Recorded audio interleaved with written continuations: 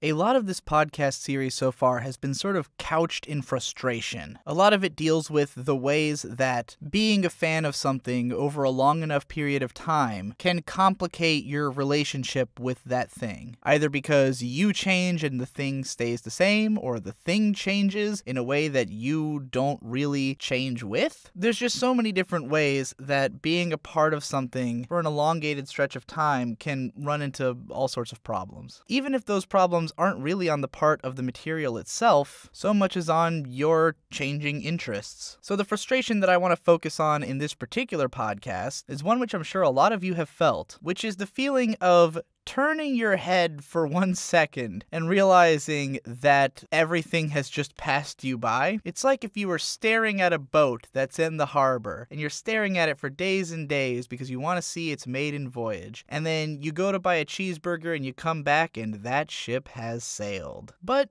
maybe, if you're lucky, you can grab a dinghy or something and row yourself out to at least see it on its voyage, even if you missed the actual jumping off point. This is a very lofty metaphor. My point is that I used to be really into Yuri, and I still do like Yuri a lot. But somehow, the moment that Yuri seemingly took off and developed a much bigger fan base than what it had when I was first interested in it, that moment came while I wasn't looking, while I was doing something else. Because in the late 2000s, there was not a whole lot of Yuri, and most of it was not very good. In the realm of anime, we had a handful of shows, some of which were considered like classics, some of which were considered awful, but if you were a Yuri fan, you watched all of them because it was what you could get your hands on. And even then, the range of how Yuri it is was pretty broad. Some of this stuff was like clearly just using Yuri for a backdrop element. Some of it was pretty hardcore into it. Some of it was obviously queer, and some of it was obviously for straight guys. But if you were a Yuri fan,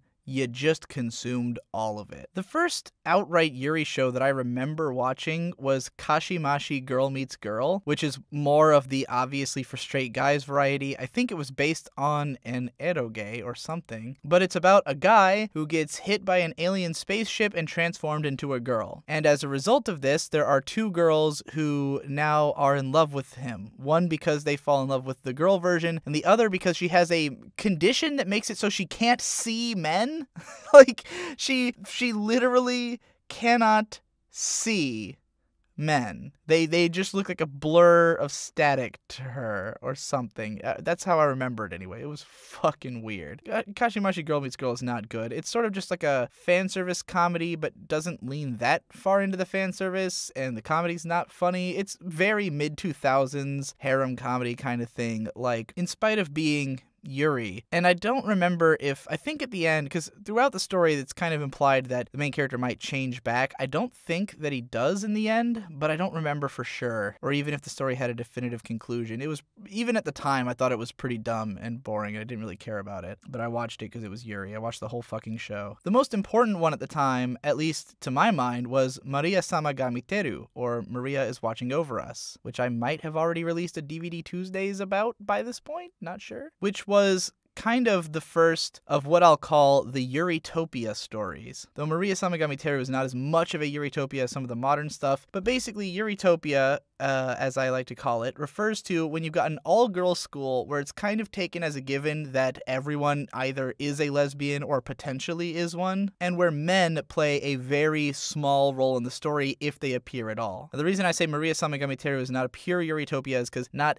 every girl is gay. Some of them, while they are very close and friendly, aren't necessarily romantically involved, and there are men in the story. So it's not pure Yuritopia like some stuff that we get today, like Kindred Spirits on the Roof, but it's definitely close, and it definitely is intended to be a world where you're watching girls hook up. But the thing about Maria-sama ga Miteru is that it was very classy. Like, the show was the opposite of a trashy harem thing, and I think that this is kind of how Yuri Yuri got an identity, that this was a show that was not at all trying to say, look, hot girls making out. The girls aren't even really hot. They're all drawn with a shoujo art style. Like, there's nothing sexual about it. They're all wearing super long skirts. They go to a Catholic girls' school, and it functions like a Catholic girls' school. Granted, there's contrivances for why all these girls have to be paired up into sister pairs, and they're all, obviously, every sister pair is going to be in love with one another, because why the fuck wouldn't that be the case? Like, yeah, it's still a contrived romance Yuri thing, and it's also a lot more dramatic than comedic,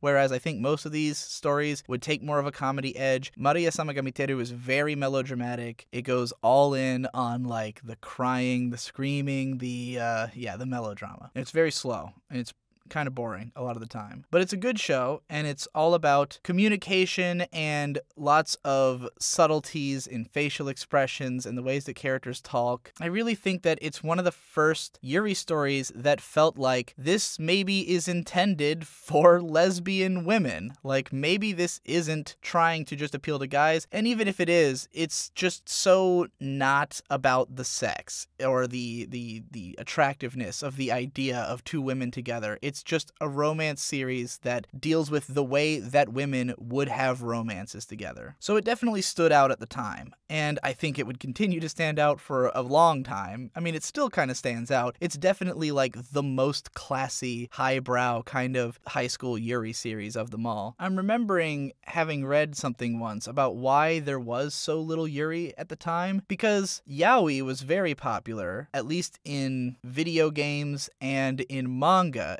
Yaoi wouldn't become bigger in anime until a few years later. There's definitely a sort of shift that happened in like 2010 where it was like the Fujoshi boom, where all of a sudden you had all this anime full of pretty boys coming out and lots of yaoi hints and boys love and shit that all started getting made, and it was like a sort of turning point. But this did not happen for Yuri, and if it is happening at all, it's happening right now. But we did see more and more like Yuri hints become a bigger deal in anime in the late 2000s, but if anything, that only, I think, frustrated Yuri fans even more. Like, it introduced a lot of new ones, only to then subsequently frustrate them for the rest of time. But I'll get into that in a bit. But I remember reading this article about why there was so little Yuri, and it was that straight women were, by and large, watching gay men, but men, by and large, wanted a male lead character. Regardless of the fact that men often, like to watch girl-on-girl action, they much more commonly want a character that reminds them of themselves. Honestly, I think this plays a huge role in why there's so much more male main characters in all media, because it seems to me that men sort of seek out a character that they can relate to directly, and men more often will not be able to relate to a female character. They want to play as a man, or they want to watch a man, and women just kind of don't care as much for the most part. Like, obviously there are some women who do feel this way, as they have been quite outspoken in recent years that they want more representation, but it's always seemed to me, and the studies seem to show, that women are a lot more likely to just enjoy a story with a male protagonist. They don't really care that it's not a woman. I don't know if this is just because they've grown up in a world that was already like that, so it's just kind of normal to them.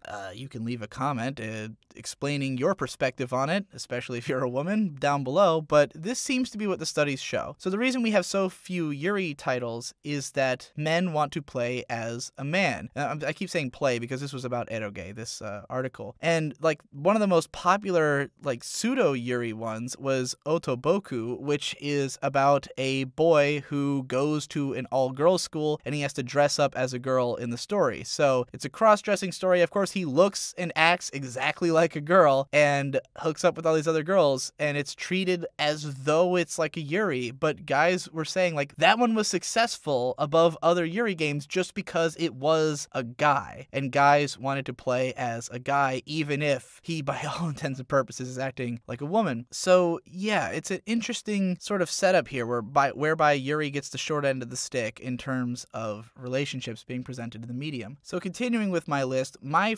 favorite Yuri show of the late 2000s was a 2006 series called Simone, which is a really interesting and experimental original anime that has certain issues with it, and I think that it was kind of destined to not get all that popular. The visuals don't hold up all that well because in spite of having gorgeous character art and designs, it's got this weird mix of CG and painted backgrounds that just clash totally. It's a little hard to look at, and it's very melodramatic. It's an almost all-girl cast. It's very heavy-handed. It's a war story. I personally loved this show, and I think it probably still holds up as a great story, but I understand why it's kind of a hard sell to the average anime fan. But the concept of Shimon, I'm gonna pronounce it both ways, I guess, is that it takes place in a world where everyone is born female, but when you turn 18, you go to this magical spring and you just kind of think about which gender you want to be, and you become that. You have like a transition phase. So if you're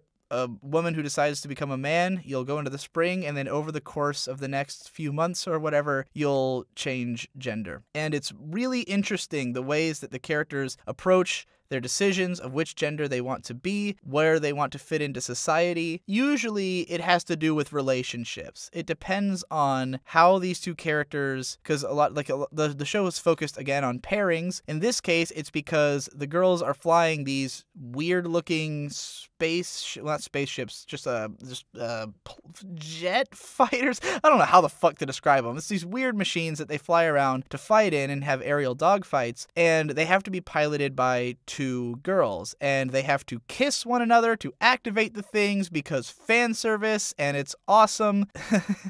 All the girls are really attractive, and all the kissing is definitely enticing. But only girls who have not yet undergone the spring procedure can pilot these things. They have to not have yet gone to the springs. And most of these girls who are pilots are pushing up on 18, and the reason that they're fighting because basically their country's at war, and the reason that they're fighting this war is because if you're on this fighter team, you don't have to go to the spring. You can hold on a little longer so that you can keep fighting. Some of the girls are in it out of patriotism. They want to fight. Some of them are just trying to hold off on selecting a gender or deciding what they want to do with their lives. Some of them eventually realize what they want to do and decide to go to the spring and fuck off and leave the team, which they're all allowed to do if they want. The whole series has this interesting way that like all the characters are kind of forced to be a part of the situation, but not really. Like they have reasons to be here, but if they wanted to, they could leave. But we don't know how this would affect the state of their country, and the country that they're fighting against is a very different culture. In that country, everyone is forced to have a gender through they don't have like a magical spring thing. They have like a chemical or something that's used on them. And essentially the country that the main characters are a part of is sort of religious but very free, whereas the other country is a hardline totalitarian regime kind of thing. There's a lot going on in this story. There's a lot of thematic depth to this thing for what is at heart a coming of age story for all of these girls, but with lots of interesting ways to approach that narrative. And thankfully, the spring is not just taken as like every couple has to have one guy and one girl by the end. Like there's good reasons for some of them to choose to be a man or a woman in the end. Some of the relationships remain with both as women. It's an interesting show, lots of cool gender dynamics. It's not really about gender per se, like the gender stuff comes into it, but it's mostly about the melodrama and relationships between these characters and what they are trying to do or how they're trying to work together. And again, it's very, very dramatic, but it's a great show. I highly recommend it. If anything I just described sounds interesting to you, or if you just want to watch girls like kiss and then fight in weird plane things. Great soundtrack too. But Simone is another one of those shows that, like most of what I talk about on this, I cared about so much at the time, and I know there's no way I could now the way I did back then, because like I had a review of it on my anime list. I think I took this down because I took down pretty much all the reviews I had up that weren't super highly rated reviews because I just left those ones up because they were. And I remember giving it like a 10 out of 10 and just singing the praises of everything in it and just being like, oh, the artwork is amazing. And then I went back and looked at episode 1 and like the sheer jarring quality of the CG against the hand-painted backgrounds is like brain rotting. I was like, I can't believe that I thought this had perfect art when I was younger because this looks like shit. And also I was just way more obsessed with Yuri and gender issues back when I was a teenager, so I don't even know if those things would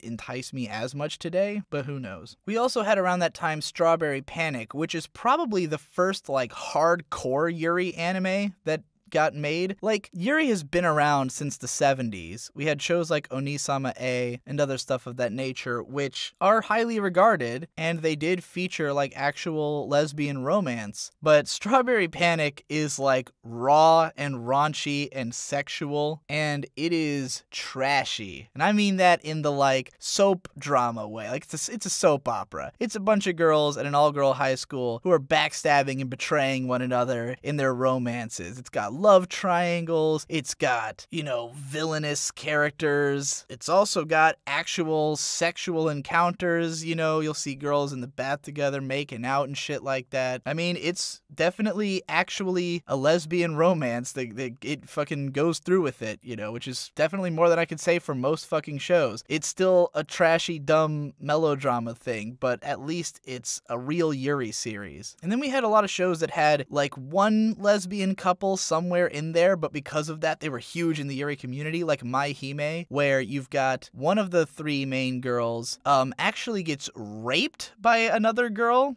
who like was in love with her, and they end up hooking together anyways. Maybe not the healthiest romance, but they the rapist's love ends up being reciprocated, I guess. So that's an odd one, but it was a very popular couple at the time. And we had a lot of shows that just kind of hinted at Yuri without ever really going into it, but which were definitely intended to be Yuri, like Hidamari Sketch, where Hidamari Sketch is just a cutesy moe 4-koma adaptation, but it's written by Aoki Ume, who is most definitely a real-life lesbian woman. She has a bunch of amazing quotes about how much she loves cute girls, all of her fetishes, all of the stuff that she works into her stories. She writes Yuri shorts and stuff for Yuri magazines. So Hidamari Sketch has like a very clear lesbian couple in it, which is Sai and Hiro. In the beginning, it's mostly just vaguely hinted at. It gets a little bit more serious as it goes along, like it keeps escalating the fact that these two are obviously a couple, but Hidamari Sketch was never like a Yuri publication, whereas other stuff that Ume did definitely is. She later would do the character designs for Madoka Magica, which also has a lot of Yuri in it, in the sense that Madoka and like Homura is obviously in love with Madoka, but it's sort of a tragic Yuri, and there's a lot of that in anime. There's a lot of one girl loves another and they're very close but nothing comes of it kind of stuff. And that's the thing that makes Yuri so frustrating in anime, is that it's always pussyfooting around it. It's very rare that we get just straight up, this is a girl-on-girl romance. This is 2 girls who love each other, they have a relationship, their feelings are reciprocated. It's just so rare. And I mean, granted, anime romance in general, there's a lot of beating around the bush, and we very rarely get like couples that actually hook up. But with anime Yuri stuff, it's so often tragic. It's always like, you know, one of them dies before they really get together, or they both die. We had stuff like Kanazuki no Miko and Yamito Boshi to Hon no Tabibito, which were from the same original creator, I think. Both of them Yuri stories that I think even had some sexual elements in them, but they're like tragic and they have weird, confusing plot lines, and fuck those two. I hated them. I really hated those shows. I never made it very far in either one. Like, I couldn't stand the whole style of them. And that was the thing, like, a lot of what was getting praised by Yuri fans at the time, I really couldn't fucking tolerate, because basically anything with Yuri in it, Yuri fans were gonna watch it, and they were gonna find a reason to like it, and most of the stuff I thought was garbage. Like, the only ones I was really into were, like, Simone, to a lesser extent Maria Samagamiteru, and Hidamari's sketch, and, like, I'm struggling to remember if there's another one I really loved. Most of the stuff that was getting praised by Yuri fans I thought was shit, and I really think it's mostly because we had so little options that you just kind of took what you could get. Though I'm sure there's people who will defend Kanazuki no Miko to the death, but whatever, fuck that show. Maybe I'd like it if I watched it today. It's been 10 years, who knows? But yeah, so Yuri was always like this weird tragic element, and that remains a thing today. We see a lot of it. Or it's more about girls who are just really close, and it's not really intended to be Yuri. And we see this a lot in cute girl shows, where we very often get these girls who are basically full-blown romantically involved, but then the story will backtrack on it and never make it like official or never make it go all that far. The girls are just really friendly. And I know that this harkens back to a sort of Japanese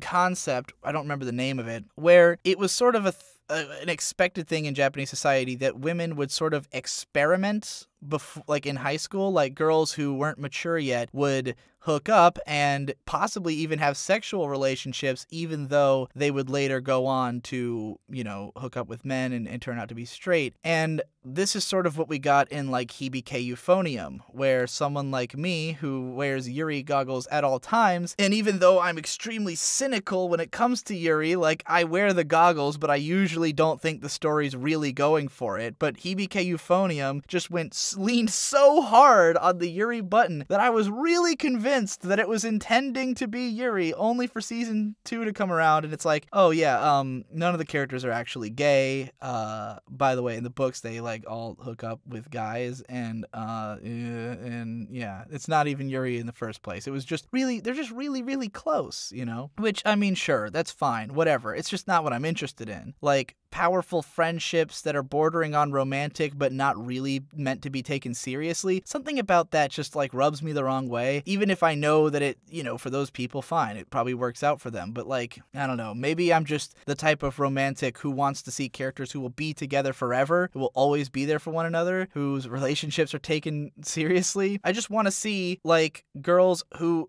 get together because they are in love and attracted to one another, as opposed to this weird wishy-washy, like, having your cake and eating it too kind of thing. Like, oh, I want to watch girls be friendly together, but I also want them to be available for me. That's the feeling I get from so much of the Yuri hinting stuff that's out there. Now, in the late 2000s, we started getting a little bit more Yuri anime. We got an adaptation of Sweet Blue Flowers, or Aoi Hana, which is from the same author of Hodo Musuko, which is not necessarily Yuri, but came out in anime form in 2011, I think. We got Sasameki Koto, which I can't believe I never watched all of, because I loved the first episode. We had Kana Memo, which is like a Yuri hinting comedy. Yuru Yuri, which is like another, like, Yuri adjacent comedy kind of series. Most of the Yuri stuff we would get would be, like, just high school comedies that happen to have one lesbian in them. Like the really weird case in Stella no Maho, where there's one girl who's like the main character's best friend, and even though she's a hardcore BL fan, like, she's obsessed with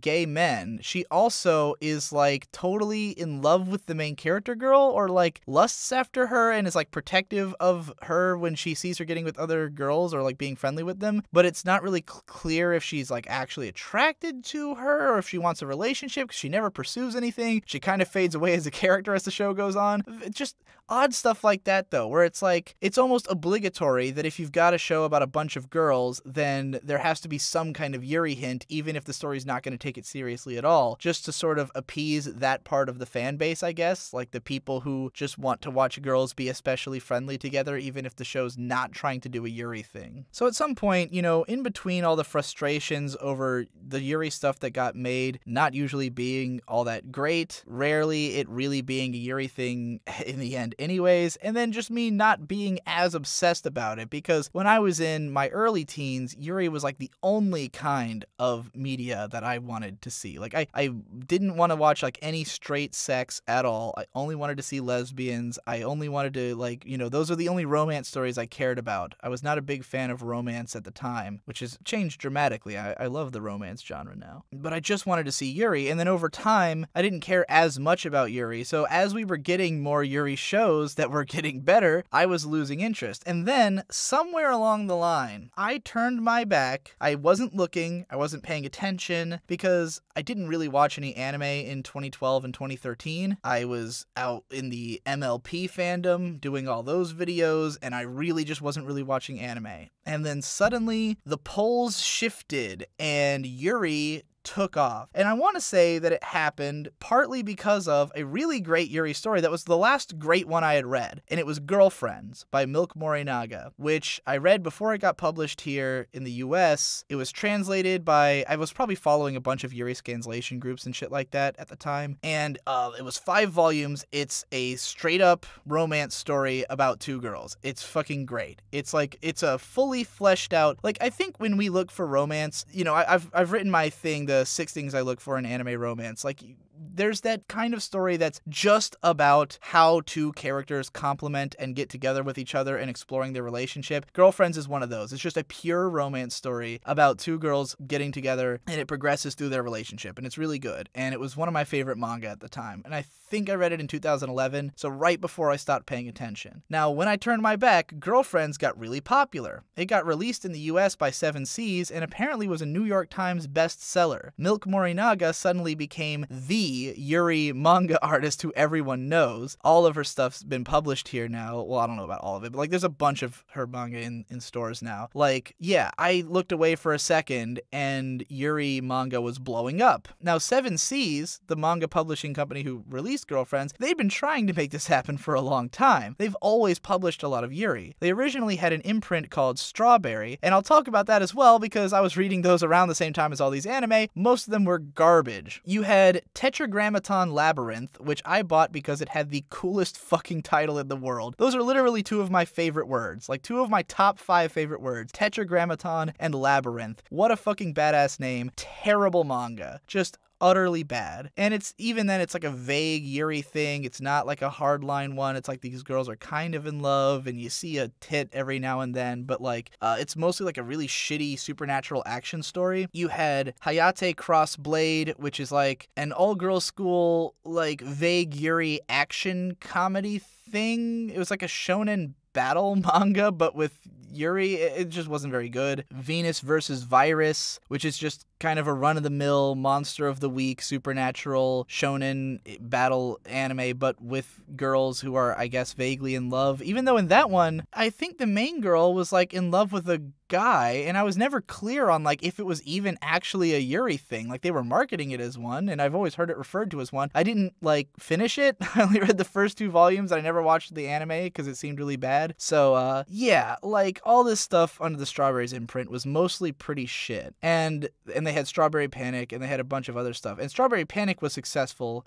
They released both the manga and light novels here, and that did pretty well. And then they did Girlfriends, and that did really well. So after Girlfriends, and after I turned my back, Yuri kind of blew up, where 7C starts releasing all kinds of stuff that's more, because I think with the early Yuri releases they were doing, it was more like shonen shit. Like it was more stuff aimed at guys, but with girl characters, whereas Girlfriends is special because it's very shoujo-y. Like it is a shoujo romance story that's about 2 girls, and that's kind of what becomes popular after Girlfriends. I mean, there was a bunch of manga online that people were talking about at the time that was popular, but not long after that, I feel like both online and off, Yuri was taking off, and it was going more in the direction of these shoujo stories that were like cutesy kind of Yuritopia romances. So I come back to anime, and at this point, I'm not even that huge of a Yuri fan. Like, I still like it, but I'm not, like, actively seeking it out as the one kind of romance I want. But suddenly, it seems to be everywhere. Now we've got, like, trashy fan service Yuri, like Sakura Trick. We've had, like, 4 seasons of Yuri. We've got a bunch of Milk Morinaga stuff, a bunch of other manga. We've got stuff like Citrus and Netsuzo Trap, which are coming out this season that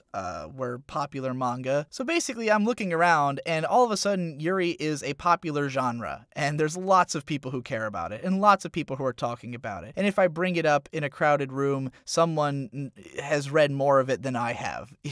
I went from a guy who was seeking out every single scrap of Yuri that I could find that was laying around on the ground, just lapping up anything that was remotely Yuri-like because there was so little of it, to suddenly now there's like Yuri everywhere I look and everyone else has read it and I'm behind the times. So in a way, I think over the last few years, I have been almost deliberately avoiding Yuri. Because again, most of the stories I read back in the day were disappointing. Most of it sucked, and like looking back, it feels like, man, it wasn't even worth it to be that obsessed with this genre that turned out so few shows that I actually cared about. I mean, even like Simone and Maria Samagami Teru and stuff, like they weren't like my favorite shows or anything. And I read Yuri into a lot of different shit like Lucky Star and stuff. Like I was shipping characters from other stuff. So it's like I felt like Yuri concentrated stuff just was more often than not that good. And so when I see all these new manga coming out, I'm like, I'm not gonna pick all this up. All these new Yuri shows that get made, who cares? And now we've got all these stuff like Flip Flappers where there's like this strong lesbian element to it, where even though it's not really a Yuri romance, there's still something there. We've now got like Ikuhara coming back and doing Yorikuma Arashi, which is a pretty damn Yuri show. We've got stuff like Rolling Girls putting hints of it in. Like every show that comes along that tries to be like a weird off-kilter feminine slanted show is now a Yuri show. So it just feels like suddenly it's everywhere. And that makes it less special, and I also am not as enticed by it, I guess, so I'm looking around like this ship sailed without me. I was staring out at the pier, waiting for it to take off for 4 or 5 years, and then, I went to go watch the pony show for a little while, and I come back and the ship's a mile out to sea. But my affection for Yuri has not died. And part of the reason that this podcast series is happening, now that I think about it, is that I have been in all aspects of life, in all media, starting to get back in tune with the stuff that I used to care about. Like, I've started listening to a lot of bands that I was into when I was younger. I've started rediscovering some of my old favorites, because I think that when I became an adult, when I was venturing into adulthood, I took on a lot of new interests, a lot of things that I hadn't been into before, a lot of totally opposite things from what I'd been into before. Like, I got really obsessed with cyberpunk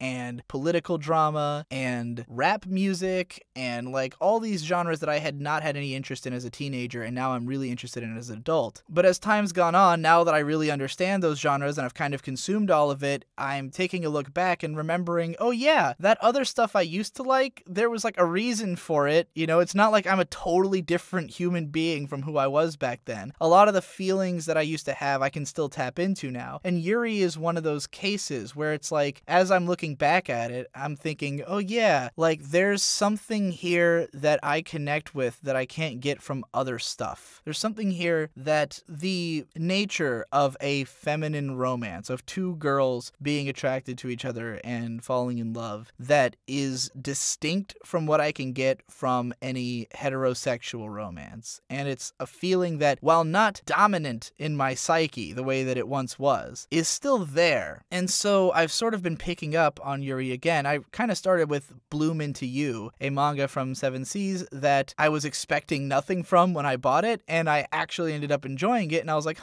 this is kind of cool. And then I picked up Kindred Spirits on the Roof, the manga, and I read that, and I was like, all right, I kind of like this, and there's a visual novel tied into it, which is out in America now, because, Yuri's a big enough deal, we can get a Yuri visual novel. So I'm like, all right, that seems interesting. So I'm like slowly working my way back in. I'm starting to look at all this Yuri stuff and go, all right, yeah, maybe it's not too late. Maybe there's not so much of it, and the culture hasn't progressed so far that I can't relate to it anymore. It's like, this stuff is, like Kindred Spirits on the Roof in particular, which is where that term Yuritopia, I keep saying, comes from, because they in the game, they say, let's build a Yuritopia. Because the concept of that game is that it's about a pair of lesbian ghosts who both died before they could ever experience a real lesbian romance. And so they're haunting this school, and they get this girl, the narrator girl, they force her to help them to start shipping other characters in the school. Like, basically, she has to go around and help other girls to hook up with the girls that they're in love with. And so they're trying to create all these Yuri romances so that these ghosts can eventually learn how to have sex by watching other girls do it so that they can pass on. So that's the idea of this story. And, like, that is totally what I wanted back when I was way into Yuri. Like, it's the perfect story. All I really wanted was a world where there were no men, where every girl was definitely a lesbian, and I could just watch them hash out cute romance stories. That's all I really wanted from Yuri. It's the thing I was never getting, that I was waiting for. I just wanted, you know, all the Yuri stuff that was coming out was fine. Well, obviously not all of it was fine, but the stuff that was good was fine. But much in the way that, like, Girlfriends finally scratched the itch I'd been waiting for of, like, it's just a Yuri romance show. It's just a really good romance show, well, manga, but where both the characters are girls. Like, Kindred Spirits on the Roof is like that for, you know, I've been watching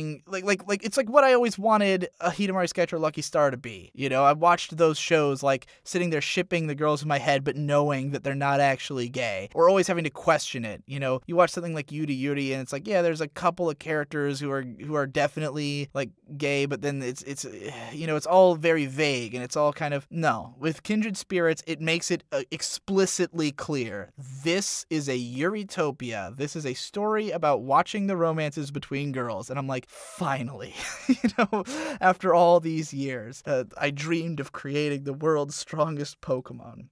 And they succeeded. So yeah, I feel like Yuri has finally emerged into what I always wanted it to be, which is to say, there's options now. Like, I'm recording this before the spring season has actually started, and I haven't read Citrus or Netsuzo Trap, so I can't comment on the quality of either series, but neither one at a glance looks or sounds like something I would really like, and that's fine, because I have options now. I can go read 4 different Milk Morinaga stories that are published in English. I can go read the Kindred Spirits on the Roof visual novel for 16 hours. I can go and watch a different show. I mean, there's not a ton of Yuri anime out there, but I mean, we even got Yuri porn. We had Sono Hanabira ni Kuchizukeo, which I didn't even mention, which was like the first lesbian Nukige, like a game. It's an eroge, but it's like all sex, essentially. And there was an English fan patch for that in like 2011 or 12 that I played most of. I mean, it really is like just sex scenes. And they made a porn adaptation of one of the seasons with my favorite character designer, or one of my favorite character designers, the one who did Candy Rain, the art book. Same designer who did Higurashi. His name's slipping my mind right now. But it had great designs, pretty good animation, good little fucking porn lesbian OVA, something we don't get a whole lot of.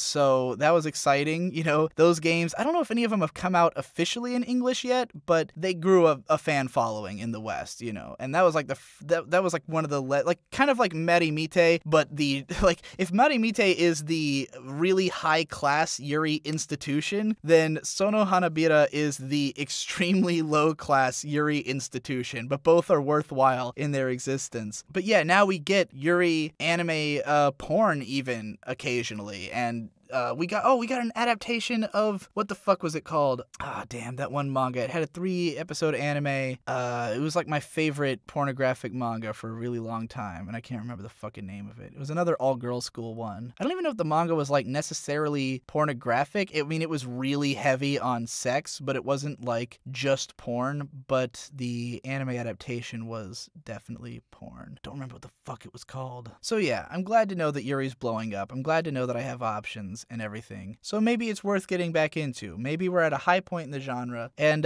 you know, if anybody wants to get into Yuri and you're not sure how, if you're someone who's kind of been looking at it from the outside and don't really know where to go, I would advise that if you just want a straight up romance story, Girlfriends is a great entry point. Obviously, it has been an entry point for a lot of people. It's kind of grown the genre over the last 5 years. If you just like want raunchy sex, then Sono Hanabira, the games, or the OVA are great options. And I mean raunchy sex as in it's still Yuri, because I make a distinction. I probably already had a video about this, but I make a clear distinction between like girl-on-girl porn that's intended for men and Yuri, which is like could be either way. Like it feels like lesbian romance as opposed to like, hey guys, look at these 2 hot chicks fucking, you know. And I'd say Sono Hana, falls into a middle ground. Like, I think those games were intended for guys, but like, it feels at least pretty natural, and the OVA is good in that regard. Shoujo Sect, that was the name of the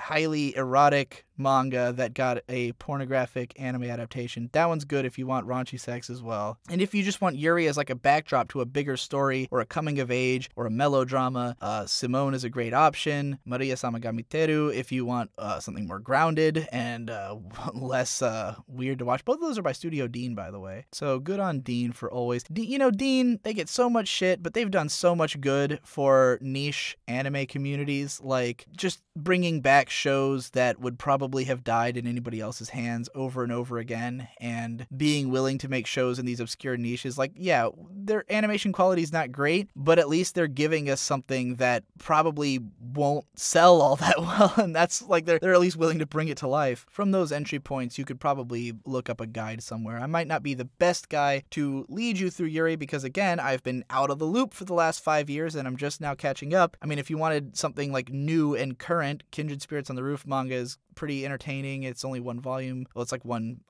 double omnibus volume. And Bloom Into You. I've only read the first volume, but I really enjoyed it. So, Anyway, that's enough about Yuri stuff. Or is it? I think maybe the next episode of this will be about Hidamari's sketch itself and about moe anime over the last 10 years. So it'll probably be a similar approach to this one, but I'll be talking about moe and cute girl shows and sort of spinning a similar yarn, but one with a less tragic midpoint, I guess. So look forward to that, and I'll see you in the next one.